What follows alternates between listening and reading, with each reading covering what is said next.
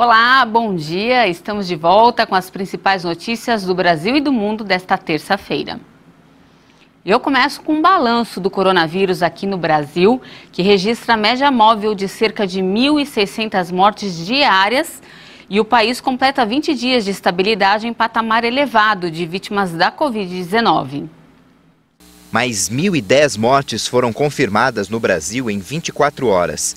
Desde o início da pandemia, 474.414 brasileiros foram vítimas da Covid-19. Também foram contabilizados 37.156 novos casos de um dia para o outro. No total, já foram confirmados mais de 16.984.000 diagnósticos da doença. De acordo com o Ministério da Saúde, a média móvel de mortes no país é de 1.660 vítimas por dia. A variação, que está abaixo de 2.000 óbitos há quase um mês, indica tendência de estabilidade.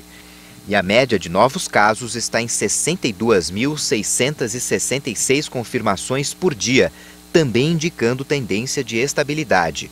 Hoje, 6 estados apresentam alta nas mortes: Acre, Amazonas, Mato Grosso do Sul, Pernambuco, Rio Grande do Norte e Tocantins. Em estabilidade estão 13 unidades da federação: Alagoas, Bahia, Distrito Federal, Goiás, Maranhão, Mato Grosso, Paraíba, Paraná, Piauí, Rio Grande do Sul, Santa Catarina, São Paulo e Sergipe.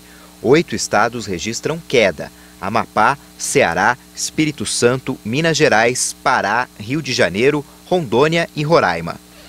Agora o destaque internacional. No México, o partido Morena perdeu a maioria absoluta na Câmara dos Deputados após as eleições do fim de semana.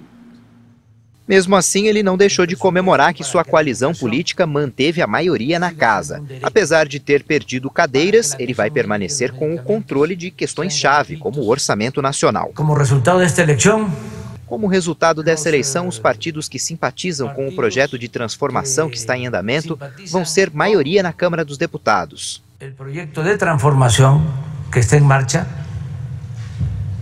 vão ter maioria na Câmara de Deputados. De acordo com a projeção do Instituto Nacional Eleitoral, o Morena deve ficar com entre 190 e 203 cadeiras na Câmara. Somando com os 3 partidos aliados, a maioria pode ser mantida com até 298 representantes do total de 500 deputados. López Obrador destacou que o resultado permitia a aprovação do orçamento nacional, garantido na Câmara por maioria simples. Mas a coalizão governista perdeu a maioria qualificada de 2/3, necessária para aprovar reformas constitucionais. E para encerrar essa edição, nossa reportagem consultou um especialista para saber quais os riscos e a eficácia de 2 vacinas contra a Covid-19. Vamos conferir na reportagem. Tanto a Sputnik V quanto a Covaxin vão chegar ao país sob desconfiança. Os 2 imunizantes já tiveram pedido de importação negado pela Anvisa anteriormente por falta de informação. A Sputnik é uma vacina russa, produzida com 2 adenovírus inofensivos, que são introduzidos no corpo da pessoa e estimulam a fabricação de anticorpos contra a Covid-19. De acordo com dados do laboratório, a eficácia nos testes foi de 91,6%. O imunizante já foi aceito em pelo menos 67 países. Já a Covaxin foi desenvolvida na Índia e é feita com vírus mortos, incapazes de contaminar uma pessoa, mas que também estimulam a produção de anticorpos. A eficácia, de acordo com dados do fabricante, é de 78% e o imunizante já está sendo usado em pelo menos 9 países. São 2 tecnologias já conhecidas que estão sendo utilizadas nessas 2 vacinas. A AstraZeneca e a Oxford utilizam também adenovírus. A Sputnik, ela utiliza esses 2 adenovírus diferentes, é uma estratégia um pouquinho diferente que visa promover uma maior imunogenicidade. O que é isso? Quando a pessoa toma vacina, espera-se que a resposta imune seja maior na produção de anticorpos quando utilizado um tipo só de adenovírus. Porque quanto mais estranho o organismo humano reconhece aquela vacina, maior será a produção de anticorpos. E essa estratégia da Sputnik V é bem interessante, porque ela utiliza 2 adenovírus diferentes, um pouquinho diferente da vacina da AstraZeneca, que utiliza um adenovírus só. E aí, no caso da Covaxin, é uma tecnologia que a gente já domina aqui no Instituto Butantan, né, no Brasil, que utiliza vírus inativado, que é o mesmo procedimento da vacina Coronavac hoje, que é a vacina mais disponível hoje para os brasileiros. A própria área técnica da Anvisa admitiu que ainda há muitas dúvidas em relação a essas duas vacinas. Por isso, a aprovação aconteceu com uma série de restrições. E, em resumo, apenas pessoas saudáveis e adultas poderão receber esses dois imunizantes.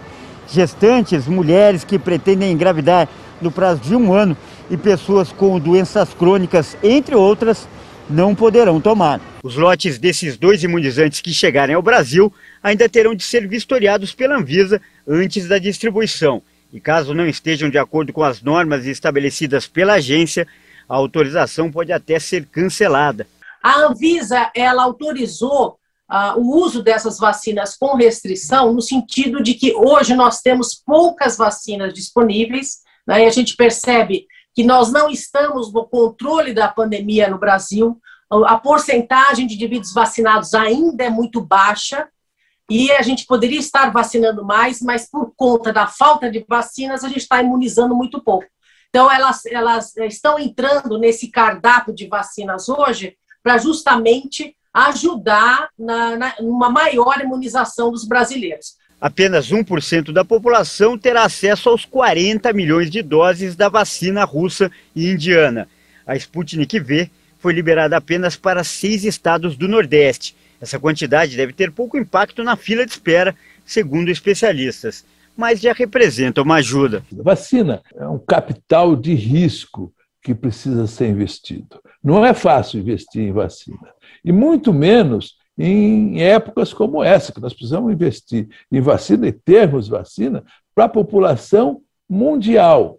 Nós temos uma pandemia onde nós precisamos imunizar todos os cidadãos de todos os países do mundo inteiro. Mas eu tenho a impressão que essas duas empresas são empresas que podem, em curto prazo de tempo, aumentar muito o fornecimento e, assim, melhorarmos nossa capacidade de vacinação. E um recado, o Bará Biotech, que é o laboratório que produz a vacina Covaxin contra a Covid-19, está recrutando voluntários no Brasil para os testes de fase 3 do imunizante. Segundo o Instituto de Pesquisa Clínica de Campinas, serão escolhidos 4.500 voluntários nas cidades de São Paulo, Campinas, Rio de Janeiro, Salvador e Campo Grande. Os estudos serão coordenados pelo Hospital Albert Einstein. A fase 3 é considerada a última etapa de testes. Nela, os voluntários são divididos em 2 grupos. Um toma o placebo e o outro a vacina.